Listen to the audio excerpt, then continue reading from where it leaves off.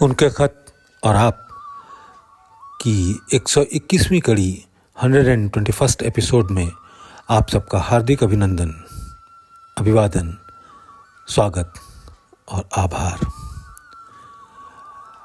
आज के खत का शीर्षक है ब्रह्म साक्षात्कार। लीजिए खत सुनिए। जहाँ तक सुहानापन है वहाँ तक असल ब्रह्म नहीं कह सकते, इसलिए कि बहुत कुछ माया का लीपपोत सूक्ष्म हालत में मौजूद रहता है। मुझे तो ऐसी सूनी महफिल में तुम सबको ले जाना है जहाँ की सूनापन भी हजारों गुना भारी है और वाकई पूर्णता यानी परफेक्शन जो कि मनुष्य के लिए संभव है वही है। हमारे यहाँ इतनी खूबी ज़रूर है कि परफेक्शन सब चाहते हैं, मगर मेहनत और डिवोशन यानी भक्ति के लिए उनको सुस्ती इजाज़त नहीं देती। मान लो कि ईश्वर इतनी कृपा भी करें कि बिना मेहनत उनको ये हालत कहीं मिल जावे, तो नतीजा क्या होगा? यही कि मेरी शक्ल से बेजार हो जाएंगे, थक जाएंगे, परेशान हो जाएंगे। इसलिए कि इस हालत में मज़ा क्या बल्कि शुबह और गुमान तक नहीं। भाई, मज़े की हालत में मैं अपने ऊपर अक्सर तारी कर लेता था। मज़े की हालत मैं अपने ऊपर अक्सर तारी कर लेता था। अब मौजूदा हालत जो कुछ भी है बेमज़े की है। उससे एक सेकंड भी हटने को जी नहीं चाहता। सो लोग मज़े की हालत देते हुए जब बेमज़े की हालत में पहुंचेंगे तब उनका ये हाल हो सकता है जैसा कि मेरा, कि बेमज़े की हालत से हटने को जी नहीं चाहता। अगर कोई मुझसे ये कहे कि तुम अपनी जान दे दो या मौजूदा हालत से अलग हो जाओ, तो जान की कुर्बानी मुझे दिल से कबूल होगी। अब ये नहीं कहा जा सकता कि वो हालत क्या है। अल्फाज नहीं, जुबान नहीं कि उसको बयान कर सकूं। मैं निर्मलता यानी प्योरिटी की हालत को भी बंधन कहता हूं।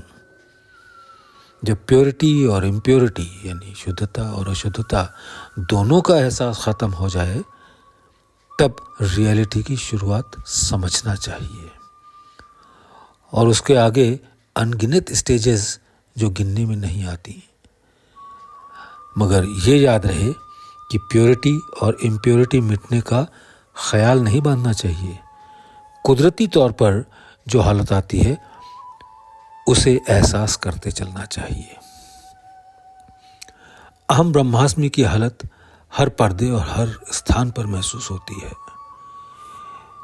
जितनी ऊंची हालत होती जाती है उतने अच्छे रूप में ये एहसास में आती है, दिखलाई देती है।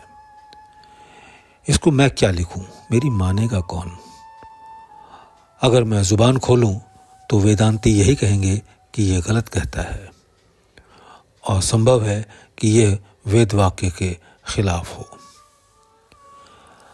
जब हमको अहम ब्रह्मास्मि का भास होता है तो यह ज़रूरी है कि किसी चीज़ से हम उसको डिफ्रेंशिएट कर लेते हैं। गोया कोई चीज़ अभी ऐसी ज़रूर है जो डिफरेंस का एहसास दिला रही है। यह तो रही फिलॉसफी और समझाने की बात।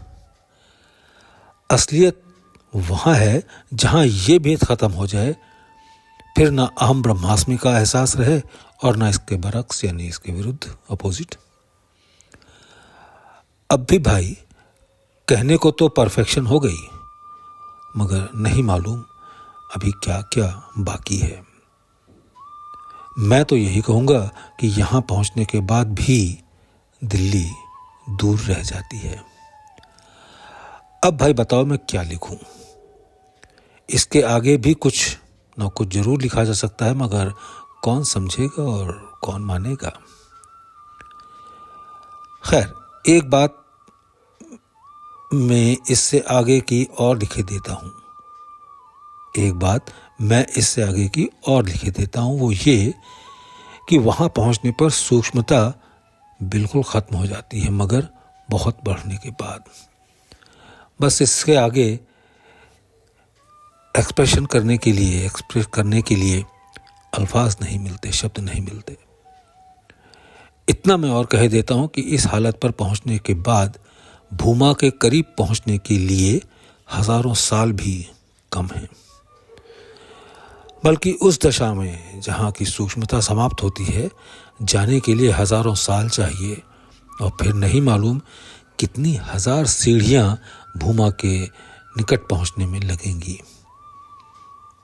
मैं तो यही समझता हूँ कि इन हालतों को पार कराने की शक्ति सिवाय हमारे गुरु महाराज के किसी में नहीं पाई जाती, और ये इजाद यानी खोज आपकी ही है कि जिस्म रखते हुए स्टेजेस पार कराई जा सकती हैं। कहाँ तक धन्यवाद, कहाँ तक शुक्रिया ऐसी बुजुर्ग हस्ती को दिया जावे कि जिसने बजरिए ट्रांसमिशन यानी प्राणाहुति 1 सेकंड में उस आखिरी हालत पर पहुंचना मुमकिन बना दिया।